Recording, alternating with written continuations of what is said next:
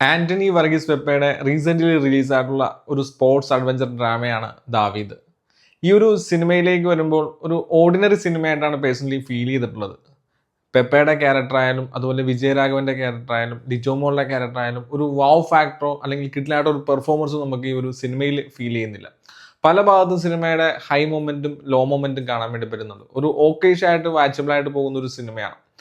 ഒരു ബൗൺസറായിട്ടുള്ള പെപ്പെ അവതരിപ്പിക്കുന്ന കഥാപാത്രം ആഷിക് കപൂർ എന്ന് പറയുന്ന കഥാപാത്രം ഒരു ചലഞ്ച് ഒരു ഫേസ് ചെയ്യുന്നതാണ്. ഒരു ബോക്സറുമായിട്ടൊരു റിവഞ്ച് ഫേസ് ചെയ്യുകയാണ്. അപ്പോൾ അതുമായിട്ട് ബന്ധപ്പെട്ട കഥയാണ് വിഷ്ണു ഗോവിന്ദ് എന്ന് പറയുന്ന സംവിധായകൻ ഈ സിനിമയിലൂടെ പറയാൻ വേണ്ടി ശ്രമിച്ചിട്ടുള്ളത്.